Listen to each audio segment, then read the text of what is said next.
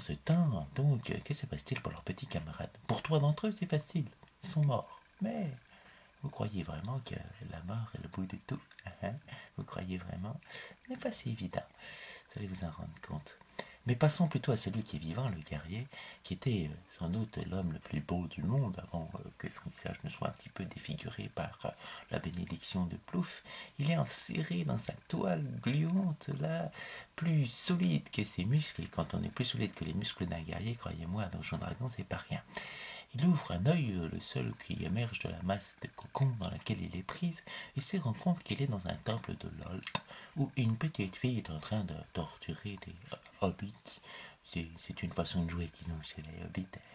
Non, chez les elfes aussi, mais les hobbits, enfin, ils aiment bien jouer avec les petites filles, en tout bien tout honneur, mais les petites filles elfes noires, elles n'ont pas le même jeu que les hobbits. Là, quand il ouvre son œil, il se rend compte aussi qu'il a une oreille qui fonctionne, et c'est le cri, en fait, des hobbits torturés, comme savent si bien faire les elfes noirs, je passe les détails, qui réveillent le guerrier. Ça le gêne un petit peu, parce que c'est strident, le hobbit, quand ça crie, quand ça pime, et quand ses cheveux au fer rouge dans toutes les parties de son intimité. La petite fille, bon, faut bien qu'elle apprenne l'anatome, mais apparemment, elle s'appelle Aalia, d'après ce que les esclaves lui disent, en disant « Oh oui, maîtresse Aalia ». Pour le guerrier, qui sait qu'il est le plus beau du monde quand même, il essaye de séduire la jeune fille en lui disant Est-ce que tu voudrais bien me délivrer, petite ?» La petite, elle arrive vers lui et lui dit Non, chien, tu seras mon esclave. On va pondre tes œufs dans ton ventre, mon araignée favorite, et tu deviendras la mère nourricière de mon araignée favorite, Shankar. Ah, c'est les guerriers, oui, mais enfin bon, si tu veux, je pourrais te faire l'amour. J'ai 8 ans. La petite fille, le guerrier fait bon, si ça doit sauver ma vie, je prends tout, j'ai fait pire les quelques derniers temps. La petite fille le regarde, non, tu n'es qu'un chien. T'as beau être beau selon des critères humains, tu seras juste la mère nourricière de mon araignée Shankar. Ah, c'est tout à fait la merde. Le guerrier se rend compte que ses capacités de communication, c'est cool avec les femmes, avec les petites filles elfes noires, ça marche pas trop. Pendant ce temps-là, il y a un hobbit qui est pris d'un sursaut de volonté, après torture quand même, ça fait beaucoup. Tant qu'il est torturé, il saisit une dague qui se tient sur un bout de meuble, là, comme ça, qu'un domestique a oublié. Cours, il plante la petite fille dans le cou. Effectivement, quand t'as 8 ans, une dague dans le cou, ça fait mal. En même temps, c'est Donjon Dragon, on meurt pas forcément d'un coup de dague. Mais là, visiblement, il y a quelque chose, peut-être la bénédiction de Plouf. Et la petite fille s'effondre, morte, au niveau du coude du guerrier. Toujours prisonnier de sa toile, le guerrier regarde le hobbit, il délivre-moi. Le hobbit lui fait ouais, qu'est-ce que j'y gagne? Tu vas être torturé, j'ai mal partout, il me manque un bras, j'ai plus d'anus, il me manque un œil, je sais même pas comment on va s'en sortir. Le guerrier lui fait oh, tu sais, je suis l'homme le plus beau du monde, il y a bien une prêtresse qui voudra de moi. Oh, tu te cacheras derrière moi. Nous sortirons dans leur cité et nous nous battrons jusqu'au dernier. Le dernier, ce sera qui fait le hobbit? Ce sera certainement moi, mais ben, il n'y a pas d'autre solution. Mais le hobbit y réfléchit, il pense à sa famille qui a été massacrée, il pense à tous les petits plats qu'il a jamais mangés. Il fait d'accord. Au moment où le hobbit commence à déchirer la toile qui enserre le guerrier, un trader entre dans la pièce. Voilà, petite maîtresse qui est morte. Mais elle aimait pas la maîtresse de Drider. Oh non, elle aimait pas. C'était une petite salope à 8 ans. Sont déjà des petites salopes à 8 ans quand même. Il repart comme ça, sans que rien ne semble avoir été aperçu pour lui. Et c'était ma femme qui ouvrait la porte et ça a bien coordonné quand même.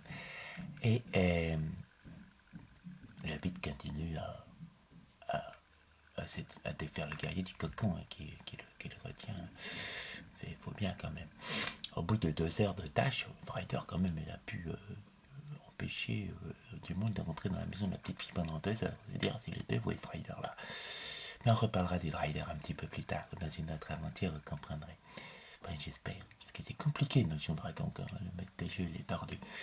Donc, le hobbit délivre le guerrier prend le hobbit par la seule main qui reste le hobbit, et puis il se rend compte qu'il n'est pas bien beau le hobbit. Bon, il vient, il cherche les armes qu'il a, il trouve une épée noire, qui fondra une fois que sera la lumière, mais enfin, comme ils sont dans les profondeurs, le hobbit, il voudrait garder sa dague, mais comme il tient, considère comme sa seule main, lui, il tient celle des guerriers, il range la dague à sa petite ceinture, et le guerrier sort sur une place.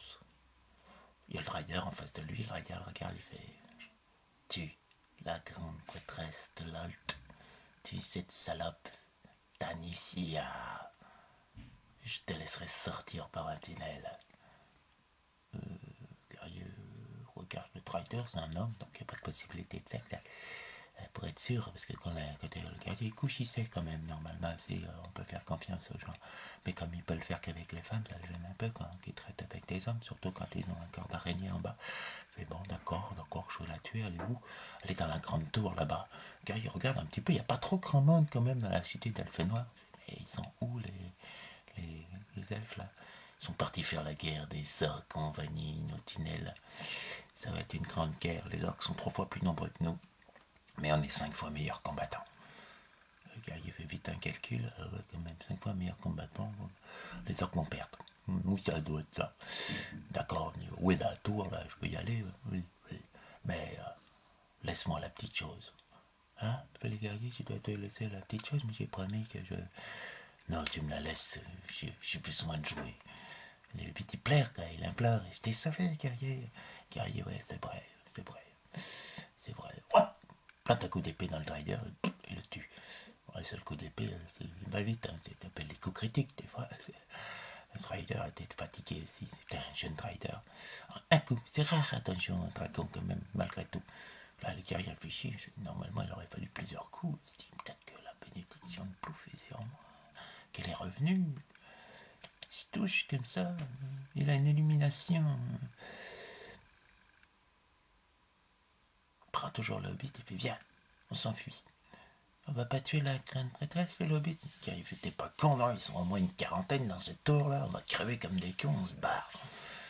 Et le hobbit il fait mais tu sais, il y a le cœur de tes camarades dans la tour là-bas. Quoi? Le guerrier? Il est le cœur de tes camarades qui sont morts. Ah merde, mais ils sont morts. Ouais. Ah, j'ai entendu parler qu'on pouvait peut-être ramener à la vie avec des bouts de morceaux. Le hobbit fait ouais, des bouts de morceaux. Donc faut que j'y aille. Le bit, si t'es malheureux, moi j'ai ce fils de paladin bit, normalement c'est ça qu'elle aurait fait. Il a fait putain de merde, allez bon, allez on y va. Mais auparavant, t'es fils de paladin. Le bit fait oui, oui, oui. Tu vas m'attendre à la grotte là-bas, je te donne un bout de moi. Comme ça que si je reviens après, tu me ramèneras à la vie. Puis j'aurai une armée comme ça pour aller sauver mes camarades, ça te va? Le bit fait ouais, ok. Quel bout de moi tu veux? Ouais, tout droit. Pour en cas que. Il regarde sa main gauche, il regarde sa main droite. Il aime mieux la main. Il regarde et puis, mais attends, mais. Il y a un problème. Il y a un truc qui est bon. Le bit, tu fais quoi? Mais j'étais manchot. Le bit, tu fais ah bon? Bah, je suis vraiment béni. Le bit, tu fais peut-être. Oh, bah alors j'étais manchot, j'ai mis des mains. J'ai été sauvé par quelque chose. Par quoi? Mais je sais pas par quoi j'ai été sauvé. Mais peut-être que ton Dieu t'aime maintenant. Il fait ouais. Bon, je peux pas. Si mon Dieu m'a sauvé, je peux pas te donner un bon, j'y vais. Et Bit fait ah bon? Non, j'y vais. Il fonce vers la tour où il y a quand même 40 elfes noirs. Et Bit fait aïe aïe aïe. Mais comme bon, son père était paladin, il les suit. Pendant ce temps, au loin, la bataille fait rage entre les elfes noirs et les orques. Et s'éveille là-haut, comme s'en rendre compte, 3 individus qui sont morts depuis longtemps. Mais ça, c'est pour la prochaine fois.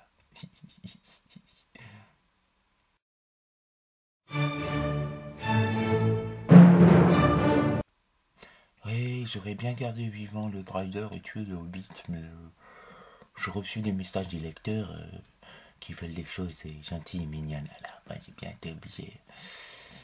Puis mes joueurs aussi, ils sont tous tout petits. Je me dis quand même, ce serait bien que tu évites de massacrer des petits, sinon on finira par croire que t'es raciste. Ce qui n'est pas le cas, je vous rassure. Ouais, je crois pas. La semaine prochaine. Ça va être chaud pour le guerrier. Ma femme, moi, ça sera l'histoire des 3 morts qui sont là, de toute façon.